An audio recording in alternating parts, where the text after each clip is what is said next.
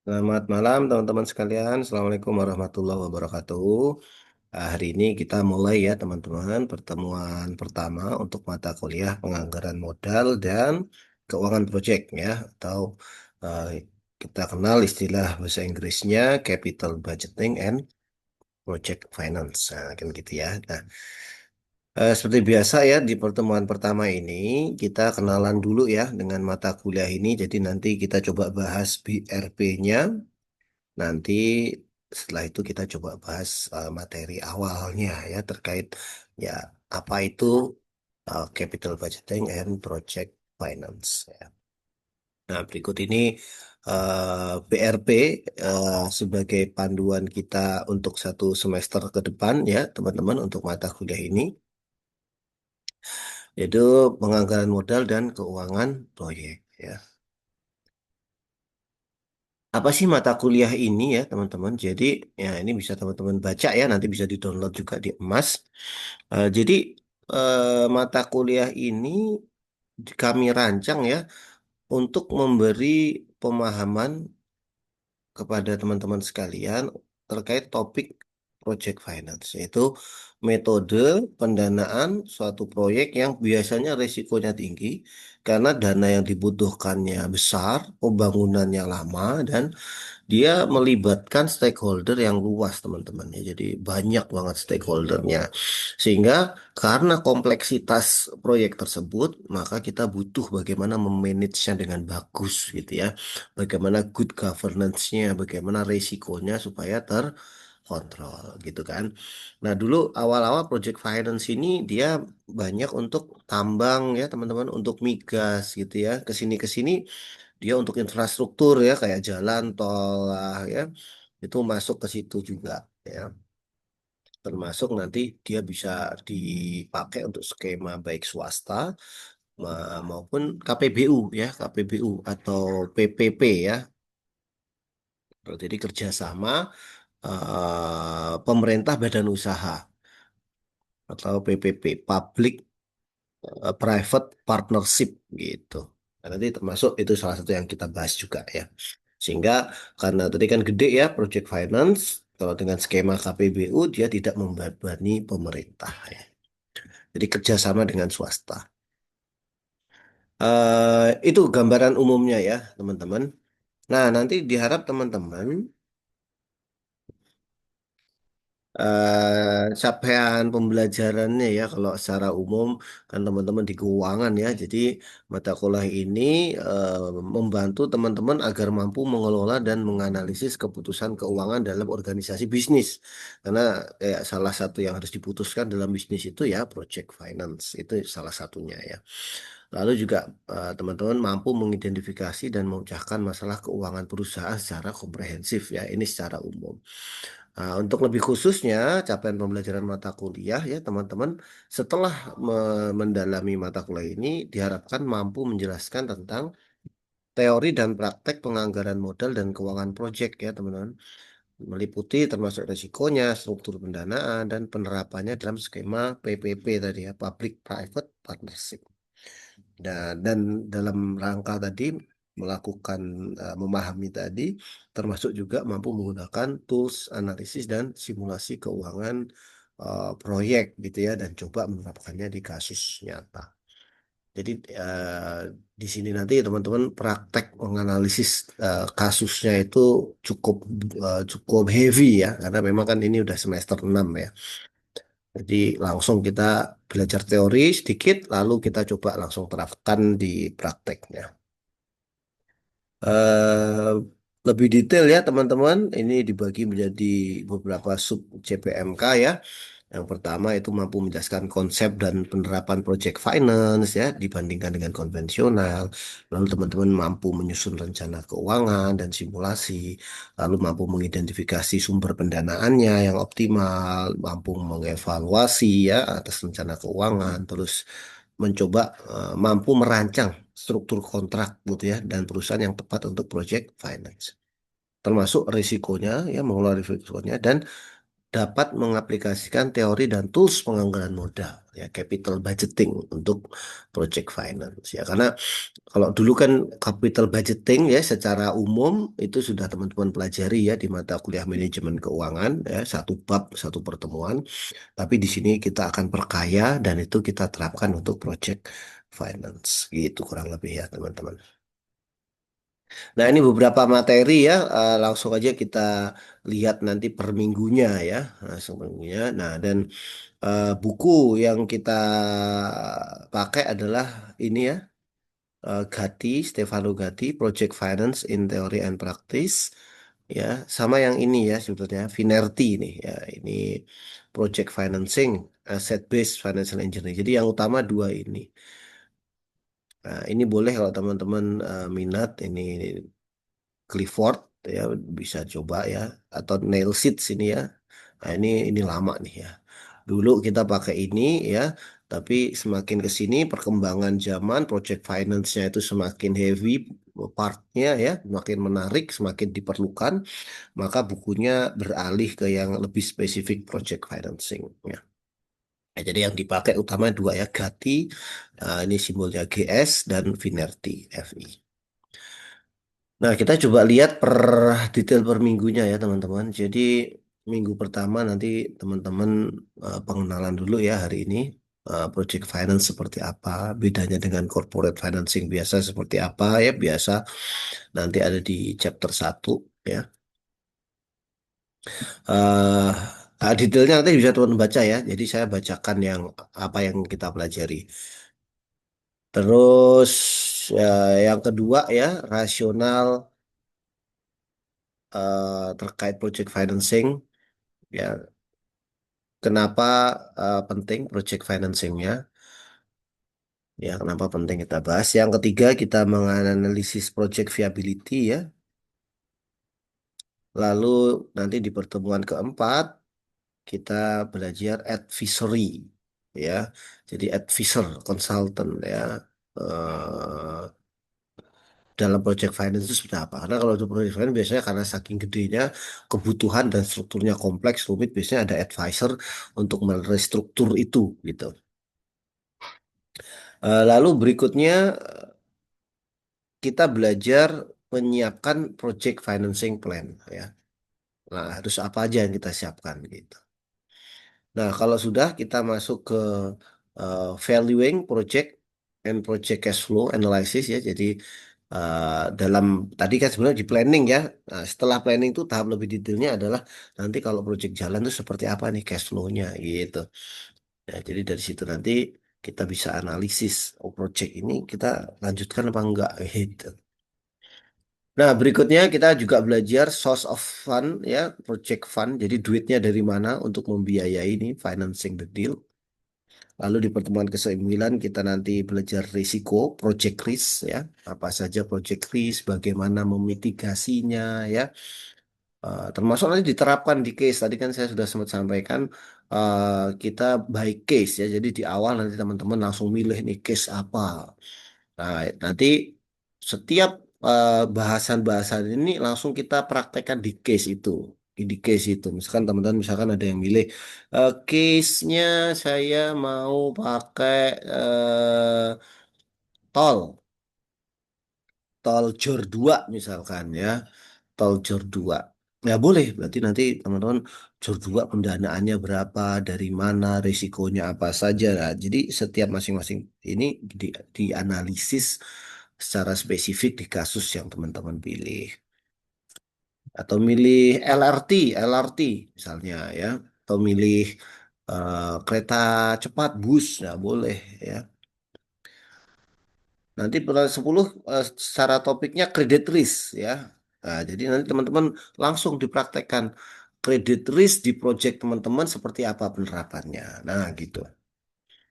Nah, terus yang ke-11 security arrangement. Jadi bagaimana membuat struktur project finance teman-teman itu makin secure. Karena kalau makin secure, investor makin aman, makin nyaman, akhirnya apa? Secara keuangan mereka juga akan minta return yang tidak terlalu tinggi. Beda kalau yang nggak secure, kurang secure, dia akan mengkompensasi dengan rate yang tinggi, bunga yang tinggi. cost of fund yang tinggi. Tapi begitu teman-teman berhasil bikin struktur yang secure, nah dia rate-nya itu akan jadi murah gitu ya. Jadi ditawarin agak rendah dia akan mau. Jadi itu penting. Lalu teman-teman belajar menstructure project ya. Jadi projectnya itu di gimana strukturnya. Nah ya itu juga menarik nanti ya. LC ini kita kerjasama dengan ini punya ownership sekian persen gitu. Berikutnya legal aspect of project finance ya. Lalu yang terakhir ini untuk government ya, itu ada skema KPBU, kerjasama pemerintah dan badan usaha atau kita kenal dengan PPP ya, PPP, Public Private Partnership. Nah, ini yang kita pelajari. Nah, dalam mempelajari ini semua ya teman-teman, tadi sudah sempat saya sampaikan bahwa metodenya kita by case ya. Jadi kurang lebih dalam satu pertemuan kelas itu sekitar sepertiga sampai sampai 40% ya, 30-40% waktu itu kita bahas materi ya. Nah, sisanya kita bahas kasus. Jadi teman-teman gantian present kasus kita bahas, present kasus kita bahas, present kasus kita bahas. Nah, jadi habis itu saya jelasin materi untuk minggu depannya. Nah, teman-teman di rumah selama seminggu mengulas materi itu, nanti pas masuk teman-teman presentasikan penerapan materi tadi ke kasus. Habis itu balik saya jelasin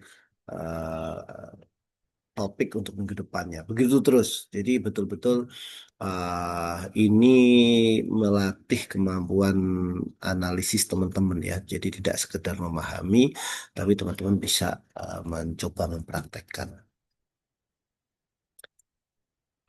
Oke, nah ini ya tugas kelompoknya ya. Jadi teman-teman habis ini bikin kelompok ya. Setelah itu masing-masing kelompok, nah ini kan kita belajar ya apa itu project finance, bedanya konvensional. Jadi selesai topik ini materi saya bahas, teman-teman udah bisa bedakan mana yang project finance, mana yang bukan, ya. Terus teman-teman nanti milih satu kelompok milih. Saya mau project ini Pak untuk kita jadiin kasus nih dari awal sampai akhir, nah gitu. Nah, saya mau ini Pak, ini menarik misalkan kayak apa Bandara Kertajati, wah itu kan proyek mahal tapi sekarang sepi. Ini sebenarnya gimana dulu arrange-nya seperti apa? Itu juga menarik ya. Bisa teman-teman coba kaji. Mungkin ada yang minat ya, boleh. eh Berikutnya untuk penilaian ya teman-teman. Jadi untuk partisipasi ya keaktifan PR itu nanti 15% ya teman-teman. Lalu tugas kelompok itu 30%. Memang kan heavy banget ya di kelompok makanya bobotnya besar. Kuis 5%, lalu UTS dan UAS itu 25% saja ya. Masing-masing 25%. Kurang lebih UTS UAS pun nanti ada pertanyaan yang isinya teori, ada yang pertanyaan yang isinya penerapan teori pada case yang teman-teman pilih.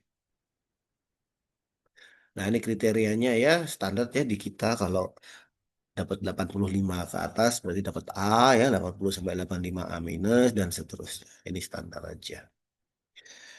Kurang lebih itu teman-teman. Kira-kira ada pertanyaan sebelum kita membahas tema penting di pertemuan pertama ini apa sih penganggaran modal atau capital budgeting dan apa itu project finance ya bedanya dengan corporate finance biasa apa? Nah, itu topik bahasan kita hari ini. Aman ya.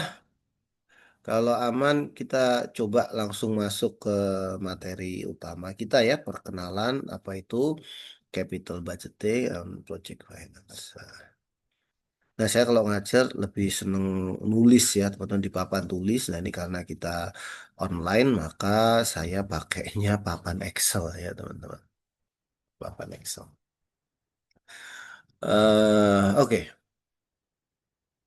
Tadi apa mata kuliah kita? Capital, budgeting, and project finance. Oke. Kita ke capital budgeting dulu, teman.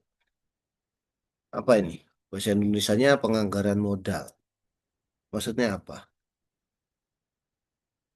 Apa Wan? Iwan. Iwan masih ingat ya dulu pernah belajar di MK manajemen keuangan salah satu babnya pasti bahas capital budgeting. Masih ingat nggak Wan? Apa? Ya. Oke ya, jadi capital budgeting kalau diterjemahkan penganggaran modal ya. Jadi oh, kita hitung Pak modalnya berapa ya, nggak sekedar itu ya teman-teman, nggak sekedar oh, modalnya berapa dihitung bukan ya, tapi lebih dari itu capital budgeting itu kita menilai ya tadi benar ya si Iwan bilang layak atau enggak ya. Jadi kuncinya adalah analisis capital budgeting ini ending-endingnya adalah untuk apa?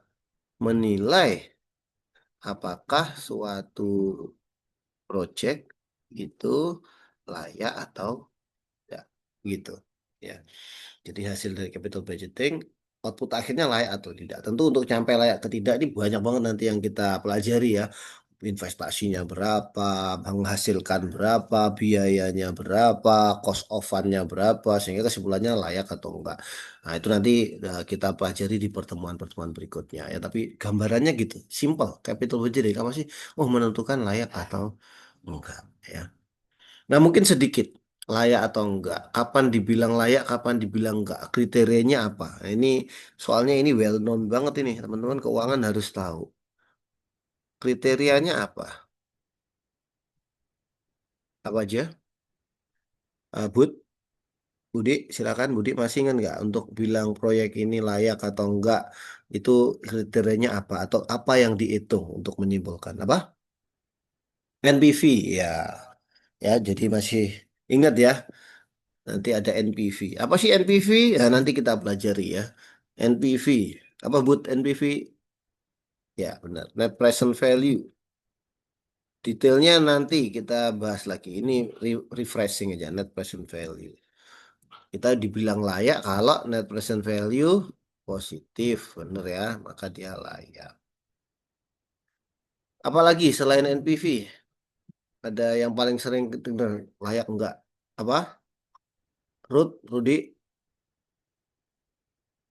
IRR bener ya ini yang paling sering ya NPV IRR gimana NPV IRR gitu ya. Apa IRR kepanjangannya Dewi IRR masih ingat ya internal rate of return. Nah, kalau IRR gimana dibilang layak kalau apa apa kalau nilainya lebih dari ya benar cost of capital gitu ya teman-teman yang lain refreshing ya, refreshing. Jadi kalau IRR, misalkan, oh proyek ini menghasilkan IRR 15%.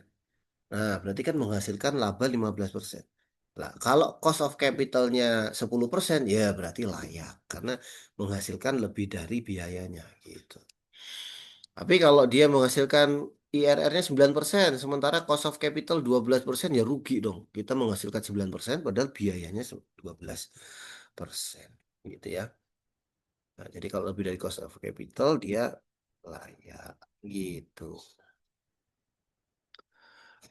Nah, terus ini capital budgeting ya, teman-teman ya. Jadi apa tadi? Penganggaran modal intinya apa? Output utamanya menentukan layak atau enggak gitu ya. Salah satu yang utama apa kriterianya? Ya, NPV positif, IRR lebih dari cost of capital ya. How to ngitungnya nanti kita belajar lagi ya. Kita pelajari ulang yang lebih mendalam. Berikutnya apa? Project finance. Project finance. Gimana? Project finance itu apa?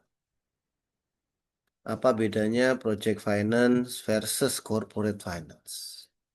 Apa? Salsa apa salsa? Project finance, corporate finance. Sempat searching-searching nggak? Tadi di deskripsi sudah sempat saya sebutin tadi ya. Ada beberapa clue ya. Gimana? Kalau corporate finance itu corporate.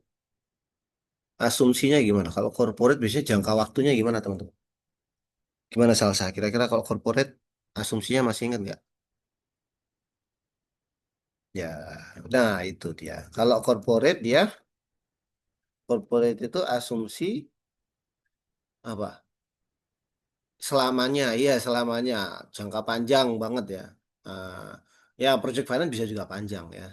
Tapi ingat, corporate asumsinya apa dulu pas awal-awal. Nah, itu dia, benar. Asumsinya adalah going concern. Jadi kalau kita ngomongin korporasi, itu kita asumsikan dia going concern. Artinya dia akan terus ada gitu ya. Terus lagi ada selama nggak kiamat, selama nggak bangkrut gitu ya. Berarti nggak ada time limit ya. Oh, time limit. Oke. Nah, sementara kalau project itu ada ya, ada time limit. Ya, jadi bisa jadi panjang. Bisa jadi panjang 50 tahun tapi tetap ada time limit. Misalkan bangun